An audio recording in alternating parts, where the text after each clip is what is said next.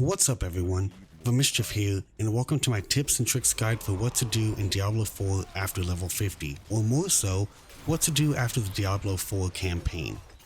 So you just beat the campaign, and whether you're level 50 or 25, you are wondering what do I do next. In this video I'm going to give you my best advice on what are the best ways to grind your way to World Tier 4 or Torment difficulty and to start farming Ancestral Nightmare dungeons. This includes which in-game events to do and when to do them to help reduce the grind. I will not be covering the PvP aspect of the game as I have not participated yet and I don't want to speak on something that I have no experience of. So to start off, Renown. But before we get into that, please don't forget to like, subscribe, and comment. All these things really do help me out and I would truly appreciate it. Okay, Renown. The Renown grind is important because this is going to give you up to 20 additional Paragon points, and that's huge. It's a huge boost to your build, and any future builds you have, except for those in seasons, but hopefully Blizzard changes that. You also get 10 additional skill points, which is in some ways more important than Paragon points, at least when you're first starting out around 50. And you can get additional potions, giving you a total of 9 without any gear providing more. Not only that, but the Statues of Lilith provide 68 bonus points to your strength, dexterity, willpower, and intelligence. That's 68 points to each of those. All of these things are massively beneficial. Now this can be done at your own pace, but I highly recommend getting all the Statues of Lilith and at least the skill points and potions.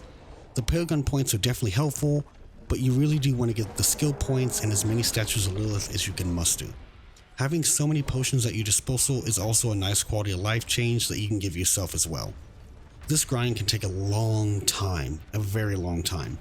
So while I'm listing this first, feel free to take it at your own pace. The first 3 rewards in each region are skill points and potions, and you usually have a pretty decent amount of progress after completing the campaign. So getting at least the first 3 Renown rewards in each region shouldn't be too bad. Also, while the 4th Renown reward for each region is just further max Obols, this is not nearly as important as the other 4 rewards. My best advice I can give you for grinding Renown is this: find a guide or use an interactive map and grab every altar of Lilith. Just get it done. Then what you do next is up to you. You can do nothing but side quests, nothing but dungeons, but I do believe that you need a mixture of everything to max out Renown in each region. I found side quests to be tedious but quick and dungeons to be fun but much slower.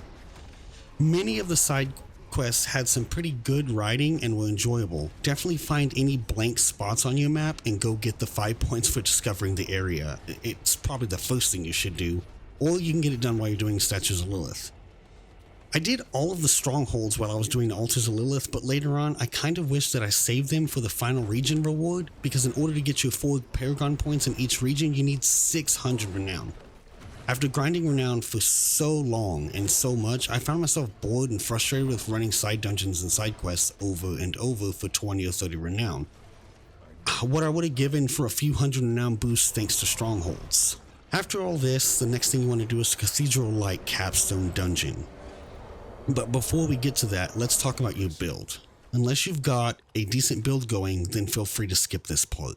However, if you aren't close to level 50, like say a 42 or something, then doing some Renown grinding or doing dungeons and side quests can also help you get close to the 50 mark, which is really what you want to be around for the first Capstone Dungeon. Okay, you build. If you're not keen on build crafting or you don't have the time to fiddle with builds and min-maxing, I highly recommend you just go find a build on YouTube or websites like Maxroll or Icy Veins. If the build is current or has been updated recently, it should get you through until you decide to go a different route or test the waters by building your own build. Some people don't really like the whole copy-paste build thing, but what I say to that is to each his own. Build crafting takes a lot of time and sometimes you just want to smash things. A lot of us have things to do, jobs, children, families. And so sometimes we don't really have the time to delve into it. And so using a build to figure out where you're at or where you're going really helps you. And then by time, after a while, you're like, okay, I know what I'm doing. And you can test building your own things. Whatever it is you do, you definitely need to build before you get into this first Capstone Dungeon. You don't need it to be complete. You just need to be on your way. It's also important to note that even if you copy someone else's build, your character is not going to be exactly the same. The build's not going to seem exactly the same because there's a lot of things like stat rolls and affixes on your gear that can significantly change a build. But if you're smart about the things that you're rolling on your gear, you're getting, the affixes, it should function very similarly to the one you are copying. Furthermore, your gear is going to require certain aspects if you're following a guide, or even if you're building. So you might also want to spend this time before you do the Capstone Dungeon, getting together the last few aspects that you need for your build. Now, remember, some of the aspects you get from dungeons and they go in your codex and you can use them forever, but other aspects you have to find on gear out in the wild.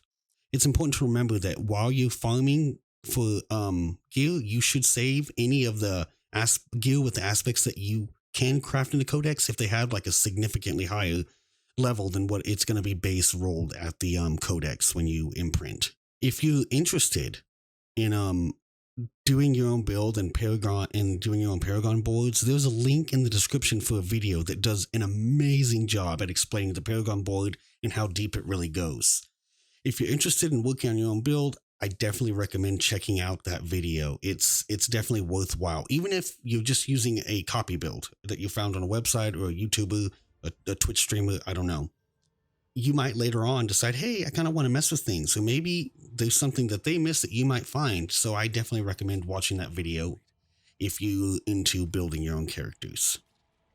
Okay, so you're level 50, you got a pretty good build going, everything's looking up, it's looking pretty good. The first thing you're going to want to do is the Cathedral of Light Capstone Dungeon. Now, beating the Cathedral of Light Capstone Dungeon unlocks World Tier 3 or Nightmare difficulty, and in order to help reduce the in-game grind, you're going to want to capitalize on the bonuses that Nightmare difficulty provides and later the Torment difficulty. This includes better gear drops in the form of sacred gear, more XP, and of course more gold. This Capstone Dungeon can be difficult if you're underleveled or have a poor build, but even those with less optimized builds can brute force their way through using things like potions and incense. I did it at 49 with the use of a strong iron barb potion, as this gave me 900 more armor and I easily got through it after that. After you beat the Capstone Dungeon, your first one, the Cathedral of Light, you're going to want to do Tree of Whispers. This is probably one of the easiest ways to start getting better gear. Also, you want to spend those Obols. If you've got a ton of Obols, you want to spend them. I found that focusing on whatever my lowest piece of gear was and just spam buying that from the Obols vendor really helped me finish off any remaining areas where my build was suffering. Let's say I needed a new two-handed sword or pants. I would just spend all of my Obols on two-handed swords or pants until I got a good roll on what I was looking to improve on my build.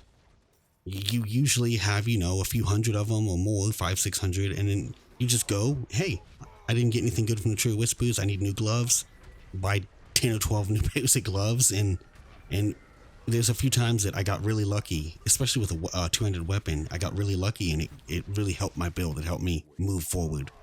So, Tree of Whispers. The Tree of Whispers not only gives you access to sacred nightmare dungeons, but the loot it provides, those first starting out in the Nightmare difficulty, can really make a difference. But I noticed that well before I hit level 60 that the rewards stopped being beneficial, and it quickly became a waste of time.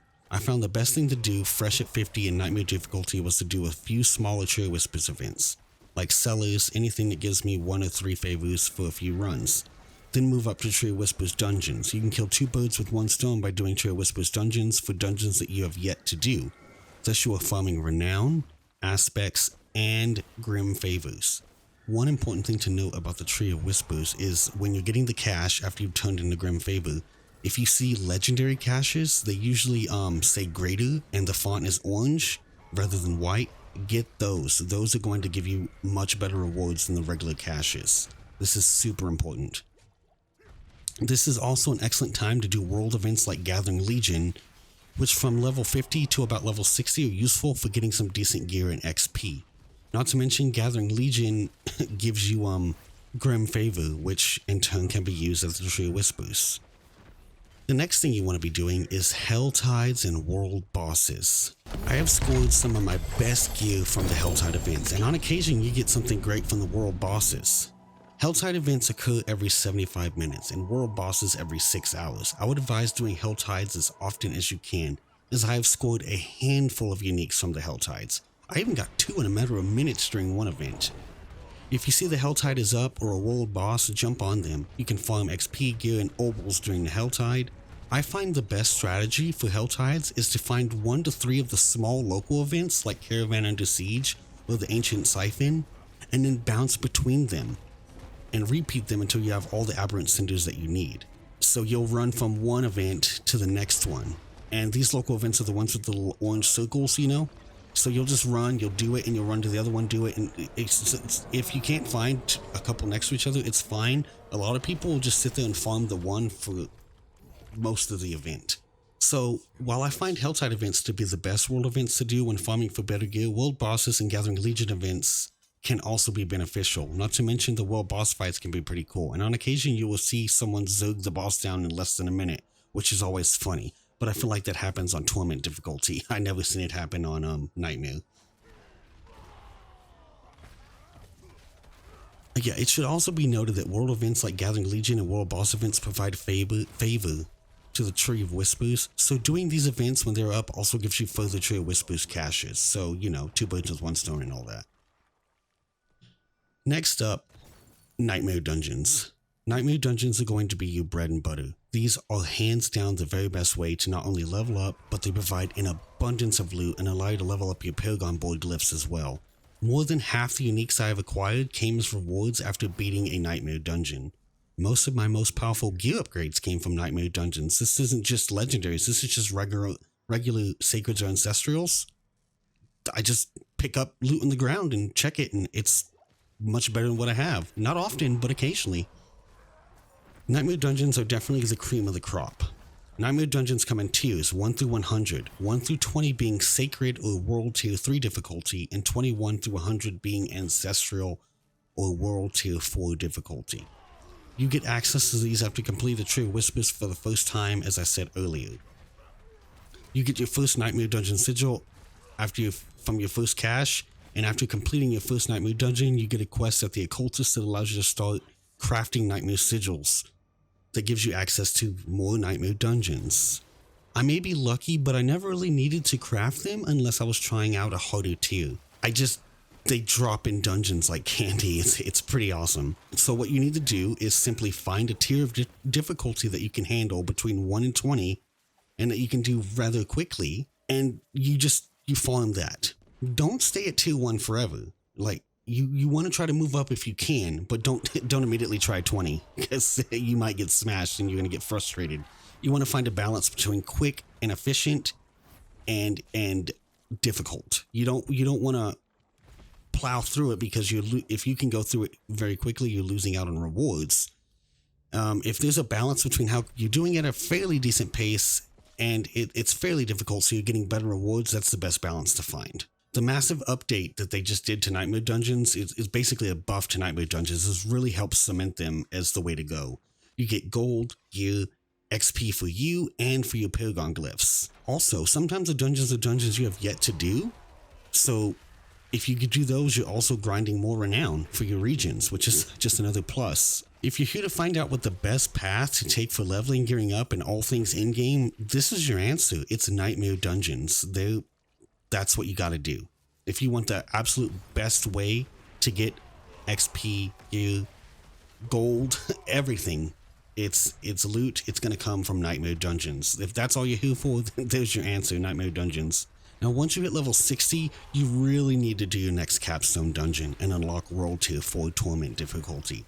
Not only do you get even more gold and 200% XP, but you can start earning Ancestral gear, which you're allowed to equip as low as 60. So once you're in World Tier 4 and you're level 60, you're going to start getting Ancestral drops and you can equip them. If you get into World Tier 4 and you're level 59, 58, you got to wait till 60 to equip that Ancestral gear. The Fallen Temple is the capstone for World Tier 4, and it recommends level 70, but you really should get it done, like I said, around 60. The hardest part of this dungeon is the Elias boss fight, but again, I'm going to recommend potions and incense to really help you out here. Now, don't rip your hair out though. If you need to level up a bit more or get some better gear, do that and come back. I did it at 59. I had to use a potion and an incense to beat Elias, but I got it done. Prior to the potion and the incense, I was getting my cheeks clapped. Once you complete this Capstone Dungeon and unlock Torment difficulty, I highly advise you no longer worry or go out of your way for the Tree of Whispers, world events like Gathering Legion, or purposely farm Obols at local events. The rewards will no longer be worth it. The rewards for these events seem to be capped at around the world level, 73 I think, and you will often find the rewards and gear you get to be much lower level than what you currently have. At least this was the case for me. You can probably find decent rewards from these events up until about 70, but the gear that I was getting from HellTide chests and Ancestral Nightmare dungeons was of a much higher item level, and so more often than not I was just scrapping gear from these events and it was a waste of my time. Once you're in Torment difficulty and have geared up with a full set of Ancestrals and Uniques, depending on what your build calls for, there's only one thing left to do that's worth doing. That of course is Nightmare Dungeons. You just want to keep working your way up the tiers of the Nightmare Dungeons, and then eventually you can take on Uber Lilith. I still haven't got to do that yet. Well, that's all I have got for this video. If I missed something, made a mistake, or there's some better tips I don't know about, please let me know in the comments and let everybody else know in the comments. I've got to get back to grinding and farming, so I will see y'all in the next video. Hasta luego.